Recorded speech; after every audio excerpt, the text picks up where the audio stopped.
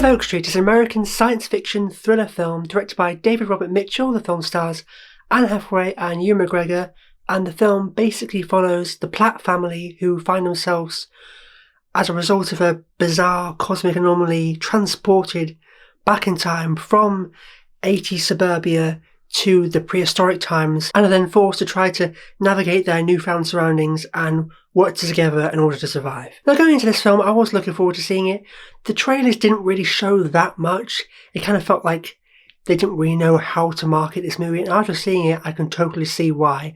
But I was interested in seeing it. It was produced by J.J. Abrams. Just the basic premise alone of this family being transported back in time from 80s suburbia to the prehistoric times, I thought that would be fun to see executed on screen. And also, it wasn't until fairly recently that I realised the director of this film was the same guy that did It Follows and Under the Silver Lake, which are two of my favourite films of the last several years. Particularly Under the Silver Lake. That was a very kind of weird, different film, but I actually really enjoyed it. And when I realised, hang on a minute, it's the guy that directed that is directing this dinosaur movie, I was like, you know what?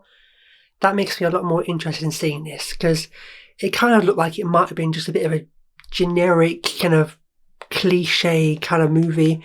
But actually, what surprised me about this film was it was very different from what I was expecting. I don't know if this was like a great film or not. I can see a lot of people going to see this movie and thinking it wasn't very good. I don't think it's going to work for everyone. I think it's going to be a kind of a Marmite kind of film in that way. I think the people that like it are really going to love it. And then I think there's going to be a lot of people that aren't going to like it. But I actually kind of really enjoyed it. I didn't love it, but it did work for me for the most part, and I did have a good time watching it. And like I said, I think one of the strengths of this film is that it wasn't just this generic, stereotypical dinosaur movie that I thought it was going to be. I mean, that still would have been fun to watch if it was executed well, but what I personally appreciated about this was that it was actually very kind of weird and different from what I was expecting. After I realised who directed the movie, it wasn't that surprising, but it was kind of way odder than I was expecting, and it had a really kind of off-kilter, kind of offbeat vibe to it. But I actually personally really enjoyed it. Like I said, I don't know if that's going to work for everyone, but for me, I really liked that angle and how they just made it feel kind of more weird and different, and it didn't feel like a stereotypical kind of American action movie in that sense. It felt a lot weirder and way more different than I was expecting. A lot of it did come down to the direction. I liked how they had a kind of different kind of look and feel to it, that it set it apart from kind of other movies like this. Obviously, J.J. Abrams produced the movie, and it kind of had that feel to it in a way. It was kind of reminiscent of Super 8, especially towards the beginning, and obviously, as a result, the classic kind of 80s kind of Spielberg Amblin movies like E.T. with the kids riding around the bicycles. It definitely had that vibe, especially towards the beginning of the movie. The film being set in the early 80s too, which I didn't actually realise going in. I thought it was a present day movie, but yeah, it's actually set in the 80s. It has that kind of 80s Spielberg Amblin kind of vibe to it. Not as good as those movies, but I liked how it had that feel to it. It very much felt like watching a movie from the 80s. It wasn't amazing. It wasn't on that kind of level, but I did like how it had that kind of look and that feel and that vibe to it. Also, in terms of the cinematography, like I was mentioning, it had a very unique look to it. We had a lot of split diopter shots. I know that's not for everyone, but I kind of love stuff like that. I love it when filmmakers, try to do something different with a movie like this. They don't just shoot it in a really kind of bland, boring, generic, uninteresting way. They put kind of really kind of unique, interesting kind of visual flares in it, if you will, like the split diopter shots.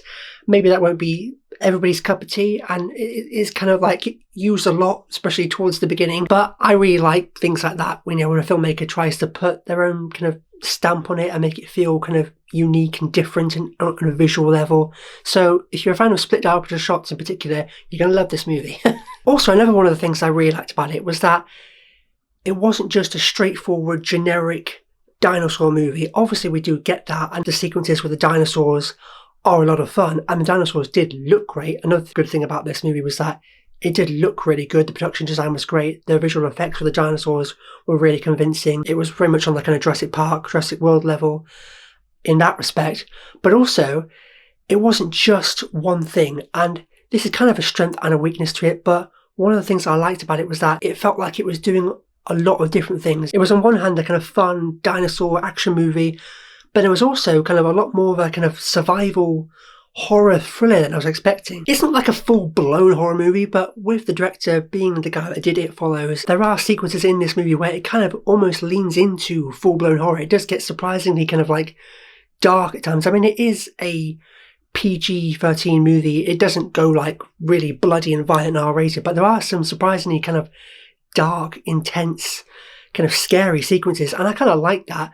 I mean, it was a little all over the place in that respect, in terms of like, on one hand, it was like really fun, like dinosaur action movie, and on the other hand, it was kind of really intense, dark, scary, horror thriller, kind of survival movie. And then also, bizarrely enough, it was kind of quite funny too, but I kind of like that, kind of quite darkly comedic. And there was a couple of guys next to me that were kind of, not many other people, but a couple of guys next to me kept laughing throughout the movie. So they were obviously on the same wavelength too. But yeah, I could see it not working for everyone in that respect.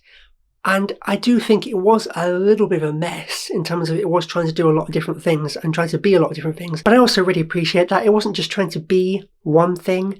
It was very fun, and, you know, dinosaur action sequences. It was very kind of scary at times. It was kind of oddly kind of funny at times. And I actually kind of really liked that mix in a way. Also, everybody in the movie was great. Anne Hathaway being a particular standout.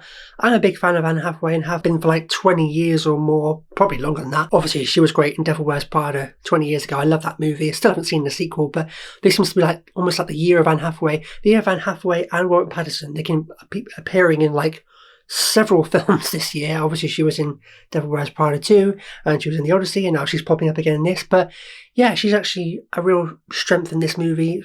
She's really good in the lead role, because it is almost like more of a focus on her than Ewan McGregor. Anne Hathaway was really good in the movie, and the kids, to be fair, the kids were pretty convincing for the most part. I don't know if the acting was like one of the greatest strengths in the movie, but they all were solid and serviceable in their roles. Also, the movie is relatively short. It's only about an hour and 40 minutes, and I think that was to its advantage. I feel like if the movie was any longer, it would have felt like it was dragging on and outstaying its welcome, but I appreciate the fact that they kept the runtime relatively short, only an hour and 40 minutes, so yeah, it kind of like didn't outstay its welcome in that regard, so I appreciate that. I'm finally getting into negatives here. Because it was doing so many different things and trying to be so many different things, it did kind of feel a bit of a mess and a little bit all over the place tonally. They didn't really know what they wanted it to be and what they really wanted to focus on. Did they want to just make it a straight up fun dinosaur movie? Did they just want to make it a straight up survival horror thriller film? And then there was also comedy in there as well, so it did kind of feel a little bit all over the place in that respect. I liked it on one hand, but on the other hand, it did feel a little bit like a mess, and a little bit like they didn't really know what they actually wanted the movie to be and what they wanted to actually focus on. And yeah, overall, I did enjoy this movie for the most part. I did like it for what it was, and I did appreciate the fact that it was trying to be something quite different from what, you know, you'd expect it to be. But at the same time, I didn't absolutely love it. I don't know if this is a movie that I could see myself going back and watching over and over again. I did enjoy myself for the most part whilst I was watching it, but I don't know if it's a film that I'm going to rush out to see again. Maybe I'll see it again at some point, watching it in the background on a rainy day or something, but I had a good time with it. I enjoyed it for what it was, but I don't know if I can see myself watching it again anytime soon. So yeah, The End of Oak Street was not the greatest film, but I enjoyed it for what it was.